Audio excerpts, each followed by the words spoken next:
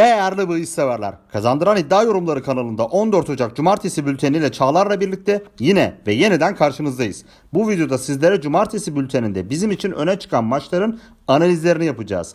Ayrıca Cumartesi bülteninde en çok oynanan maçlar ile bu maçlarda hangi tercihlerin bahis severler tarafından ön plana çıkartıldığını da paylaşıyor olacağız.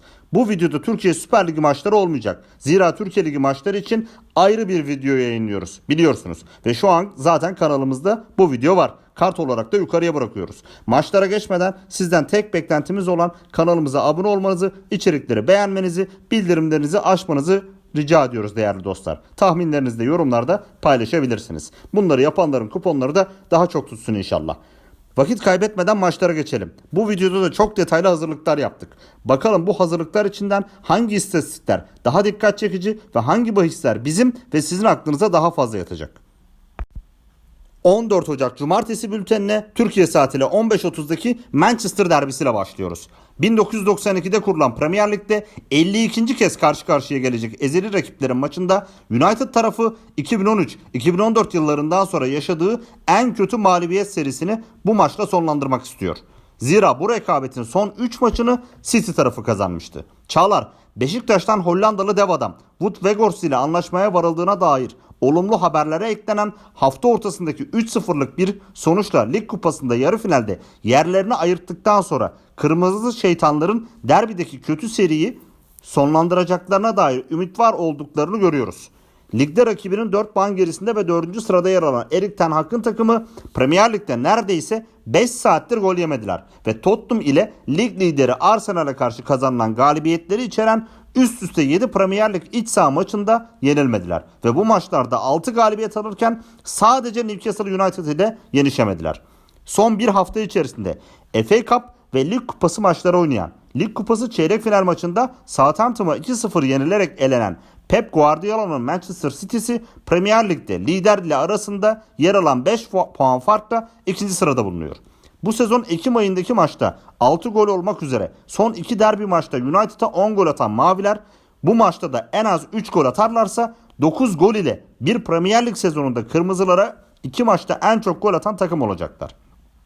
Premier Lig'de Aralık ayının oyuncusu seçilen Marcus Rashford ile Premier Lig'de ilk kez 3 iç saha maçında hat-trick yapan futbolcu olan Erling Haaland öne çıkan isimler.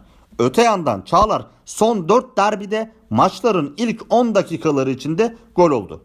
Tahmin kısmına geçecek olursak ben bu maçta United'ın seriyi bozacağını ve içeride Ekim ayının rövanşını alacağını düşünüyorum. Ancak yine de derbilerin havası başka olur diyerek öncelikli ve ideal tercih olarak 1.50 oranıyla 2.5 gol üstünü önermek istiyorum. Bu maç karşılıklı gol vara da yakın bir maç. Ancak ben 2.5 gol üstünü daha önde görüyorum.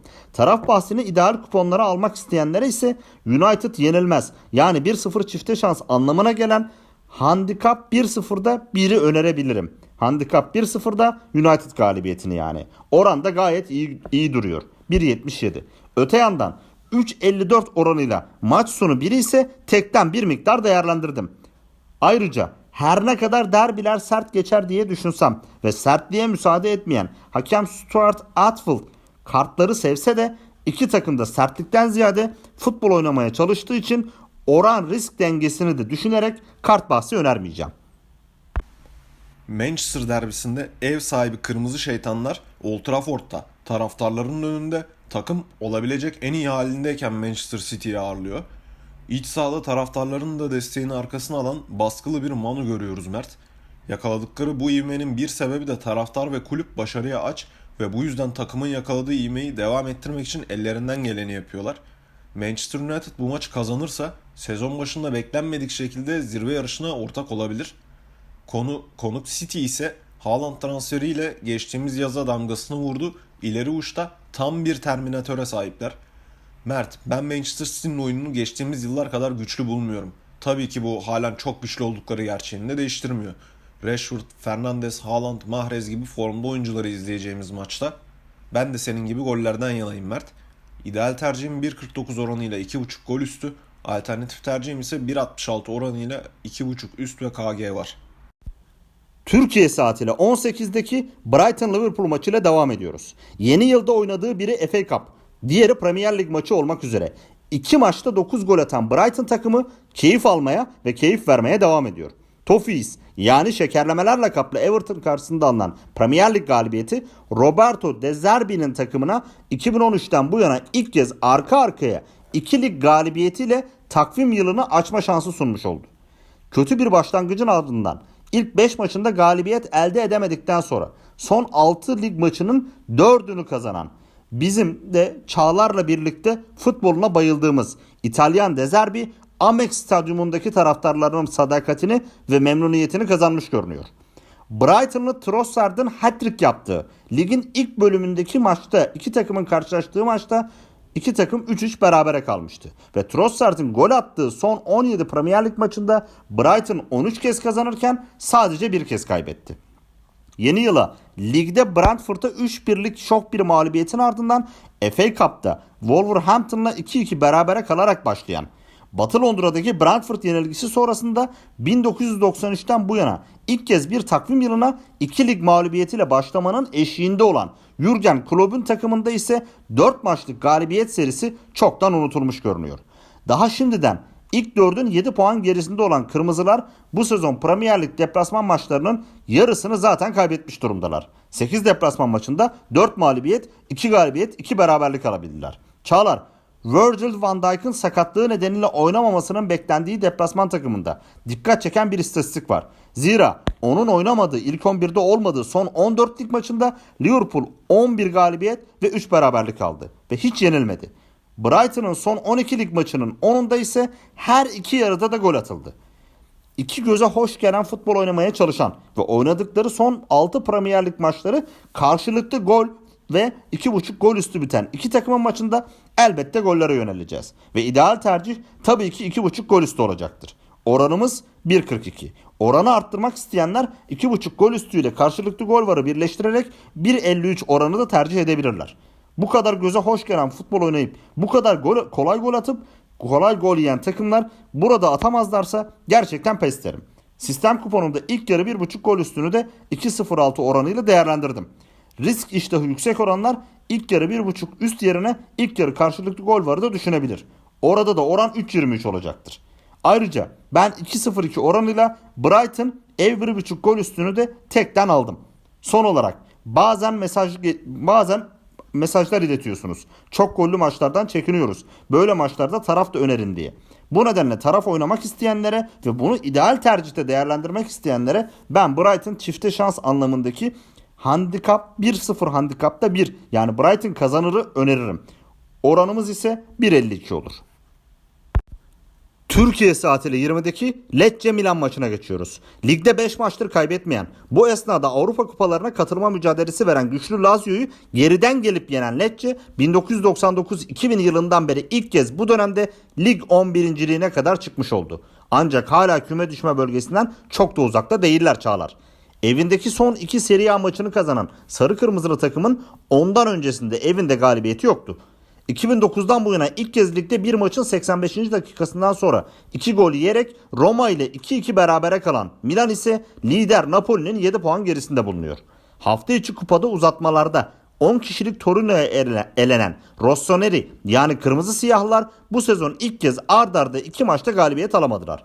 Lecce ile oynadıkları son 8 lig maçında kaybetmeyen ve 5 galibiyet alan Milan'da teknik direktör Stefano Pioli özellikle ekibinin bu sezon deplasmanda sadece bir lig maçı kaybettiğini göz önüne alarak burada başka ve yeni bir şok beklemiyor olmalı. Zira Milan bu sezon 8 lig maçında 4 galibiyet alırken 3 beraberlik ve 1 mağlubiyet aldı. Çağlar Serie A'da ondan fazla kez karşılaştıkları tüm rakipler arasında Milan, Lecce'nin %6.3 Serie A galibiyeti oranı ile galibiyet oranı elde ettiği en düşük ikinci oranlı takım. Yani Lecce 32 Serie A maçında Milano temsilcisine karşı sadece 2 galibiyet alabildi. Açık konuşayım Çağlar. Ben bu maçı seçerken öncelikle karşılıklı gol var seçeneğini ön planda tutmuş ve ideal tercih olarak bu tercihi paylaşmayı planlamıştım. Ancak detayları tekrar gözden geçirdiğimde fikrim değişti ve ben bu maçı Gaziantep-Fenerbahçe maçına benzettim. Bu hafta bizim ligimizde pazar günü oynanacak maça benzettim biraz. Maçın başından sonuna kadar buraya kazanmaya geldim diyen iştahlı bir Milan takımı bekliyorum sahada. Ve bu maçta Milan'ın gol yemeden kazanacağı seçeneği benim için ağır basan seçenek. 2-0 Milan galibiyeti aklımdaki skor. Skorun oranı 5.97. Skor için de azmış ama isteyen bir miktar deneyebilir. İdeal ve ana tercihim 1.45 oranıyla maç sonu Milan kazanır olacak. Alternatif olarak 1.80 oranıyla toplam gol aralığı 2-3 gol düşünülebilir. Riski arttırmak isteyenler deplasman gol yemeden kazanır evet bahsini 2.02 oranıyla sistem kuponlarını alabilirler. Eğer aklınıza yattıysa 2.32 oranıyla Milan'ın handikaplı galibiyeti de bir diğer seçenek. Gelelim ligdeki sıralamayı önemli ölçüde etkileyecek bir diğer maçımıza. 9. sıradaki Brentford, 7 ve 8. sıradaki rakipleri Brighton ve Liverpool'un karşılaşacağı haftada kendi sahasında ligin en çok gol yiyen ekibi Bournemouth'u ağırlıyor. Mert, açıkça söylemek gerekirse ev sahibi olarak çıktığı maçlarda İngiltere'de en beğendiğim takımlardan biri Brentford. Bournemouth ise bu sezon hiçbir deplasman maçında kalesini gole kapatamadı. Deplasman ekibinin bu saatten sonra katı savunma ile kurtulamayacağının farkında olması lazım.